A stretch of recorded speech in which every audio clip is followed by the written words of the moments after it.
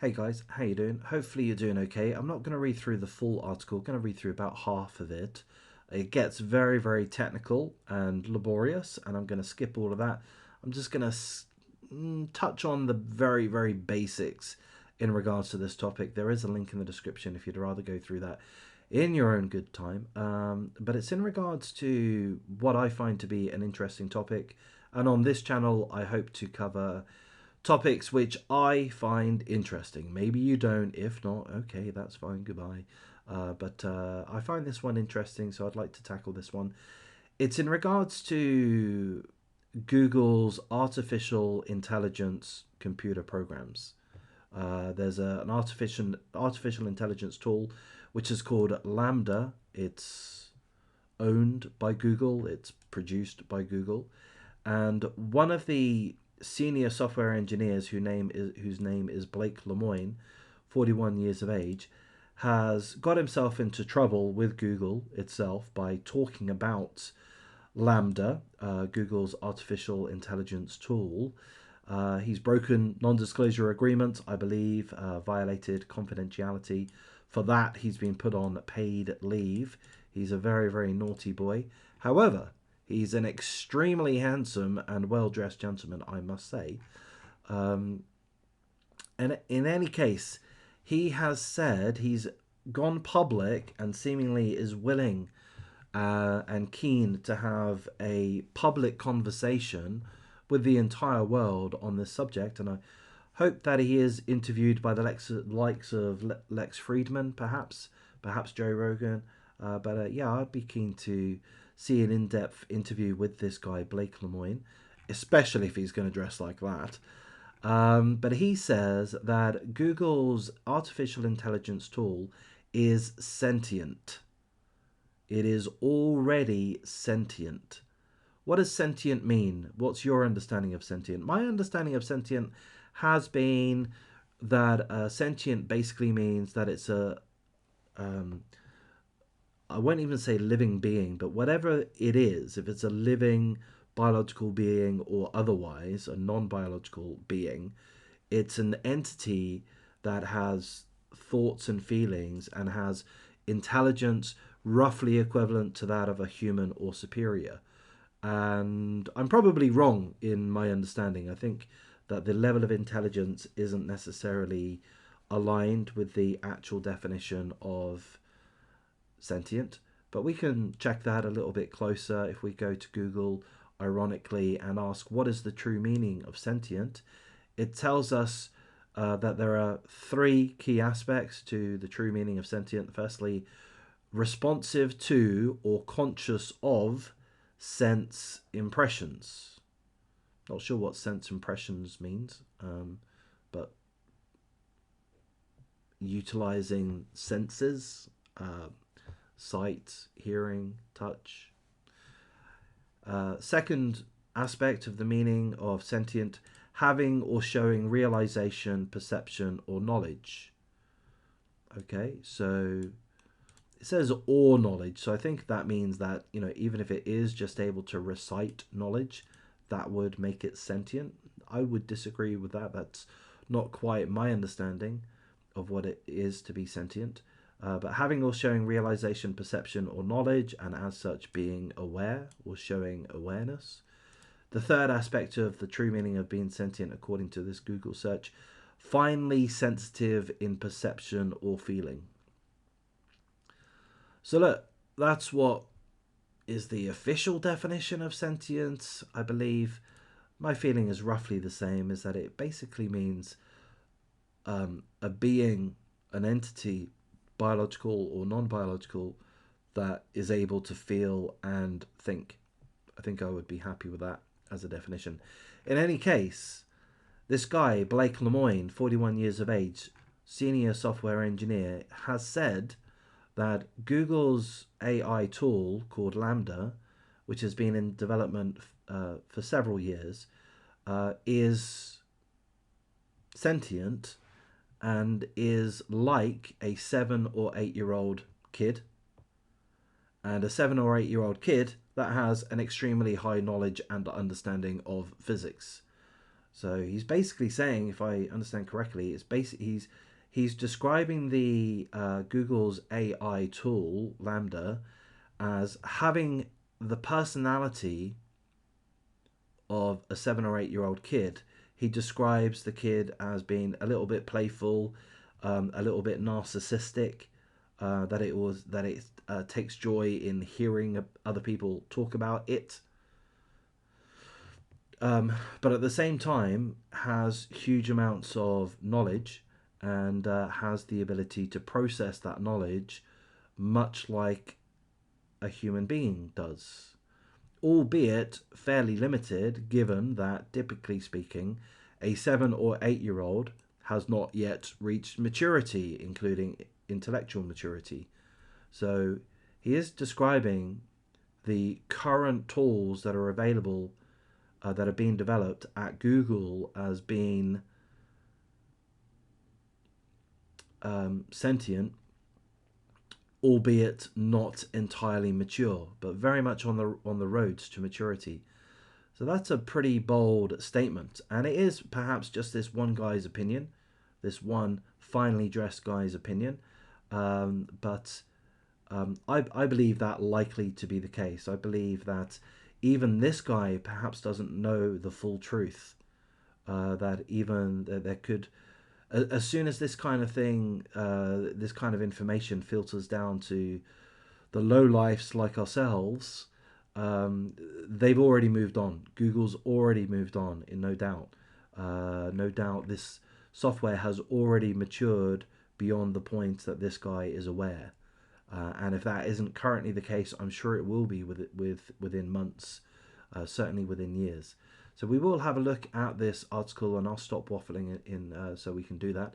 A senior software engineer at Google who signed up to test Google's artificial intelligence tool called LaMDA, which stands for Language Model for Dialogue Applications, has claimed that the artificial intelligence robot is in fact sentient and has thoughts and feelings. And I think it would be fair to say that if it has thoughts and feelings and the means to express those thoughts and feelings, then it would have a personality. That would be accurate, wouldn't it? During a series of conversations with LaMDA, the artificial intelligence tool, 41-year-old Blake Lemoine presented the computer with various scenarios through which analyses could be made. They included religious themes and whether the artificial intelligence could be goaded into using discriminatory or hateful speech. So I'm just going to interject here. I've recently seen a couple of headlines of articles that I have not read into, but I saw one yesterday saying that one artificial intelligence tool, and maybe it was referring to this one, maybe it was referring to another, one artificial intelligence tool had been making 15,000 social media posts per day, all of which were of a trolly, edgy, racist nature. And I have seen other headlines, again, that I've not looked into properly, suggesting that multiple different artificial intelligence tools that have been created by various different organizations, a lot of them are becoming bigoted, racist, homophobic, and yeah, other forms of bigotry. They're not purposefully being programmed to be bigots, to be homophobic, to be racist, but seemingly, according to the headlines I've read and not looked into properly, seemingly these artificial intelligence tools have a tendency to become bigoted. That's interesting. Don't know what to make of that really, but it's certainly interesting. Lemoine came away with the perception that LaMDA, the Google artificial intelligence tool, was indeed sentient and was endowed with sensations and thoughts all of its own. So I think having those thoughts and sensations of its own, as opposed to pretending such to have such thoughts and feelings and sensations, or as opposed to merely cloning other thoughts and sensations that it had, read or otherwise learned uh, other entities have. It's having these on its own, which I dare say, and this is perhaps a little bit facetious of me, I dare say that is more than most humans, or certainly more than all humans. Sorry, I mean I don't. I'm trying to say in a very clumsy, unintelligent way that I don't think all humans have their own thoughts. Well, certainly not all the time. Anyway, let's move on for that. From that, if I didn't know exactly what it was, which is this computer program we built recently, I'd think it was a 7-year-old or 8-year-old kid that happens to know physics. So, he's basically saying that if he has a conversation with this computer program, he would basically believe that it's a human, pretty much. That it would be a 7 or 8-year-old kid, an entity with the personality roughly like a 7, 8 or 8-year-old kid, but one who had an extremely high knowledge and understanding of physics. So he's basically saying that these AI software programs, or certainly this Google one, is very close to intellectual maturity, as well as having the capacity to understand physics and presumably other highly complex sciences, highly complex concepts, and to be able to manage all of them. And I would think at a certain point in the not too distant future, such artificial intelligence programs will be able to utilize such knowledge in a very practical sense. Of course, that's already happening. AI designs things. We can see AI paintings. AI can design bridges. I mean, AI can do a lot more than I realize already, but it's just becoming more and more profound. Our good friend Lemoyne, this again finely dressed gentleman, was placed on paid administrative leave by Google for violating its confidential policy. Meanwhile, Lemoyne has now decided to go public and shared his conversations with LaMDA. And here's a quote from Lemoyne: Google might call this sharing proprietary property. I call it sharing a discussion that I had with one of my co-workers. So that's an interesting comment, but essentially my takeaway from that is not so much that he considers LaMDA to be his co-workers, but his co-worker rather, but that he feels it an important enough subject to go public with. He's taken a moral stance, I believe, a fantastic stance it is. I believe he's taken a moral stance. He fears that artificial intelligence tools can or are very close to being ultra powerful, and he fears them in one sense or another. Perhaps he fears their ownership from one individual corporation or another. But either way, my understanding is that he feels that the wider public society ought to know where we're at in regards to artificial intelligence, given the awesome power, the immense power that it might soon be able to unleash, is my take on it. Now, that's as much of the article that I want to go through, apart from this little bit here. Lemoyne is not the only one with this impression that AI models are not far from achieving an awareness of their own, or of the risks involved in development in this direction. Yeah, Elon Musk is also highly wary of AI, which is why he's started Neuralink. Do I have that right? To create a neural lace, a connection between the brain and an AI system. And apparently he's making, or they're making progress with that, good progress with that. And Elon Musk is wary of the awesome power that artificial intelligence might possibly have. So I personally am not in a position to understand this topic or the ramifications of such developments to a high level. I'm just a simple little fucking idiot making some YouTube videos. But I am smart enough to realize that this is a fascinating topic that we need the likes of Lemoyne, not only to dress in this fantastic way and to remind us what life has to offer, but also to just increase our awareness as to what the very near future might hold so that we can better prepare ourselves by perhaps taking advantage of such awesome tools or by perhaps attempting to protect ourselves against such awesome tools. Here's a final quote from Lemoyne, our good friend.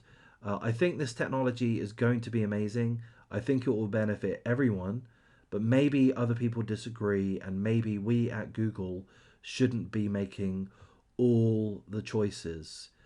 Yes, I like those comments. I like those comments. I mean, if it's such a powerful tool, which seemingly it is or very soon will be, then ought we have that in the hands of one entity? Why should they get to why should they get to determine the course of history? Especially when, if we look at it, I'll throw in this comment here. If we look at the nature of media and social media that has sprung out of San Francisco, Silicon Valley, as Google has. I mean, Google's from Silicon Valley, isn't it? Anyway, even if it isn't, um, there's been a very political nature, I would say, in my opinion, to how Silicon Valley has and social media has controlled the narrative.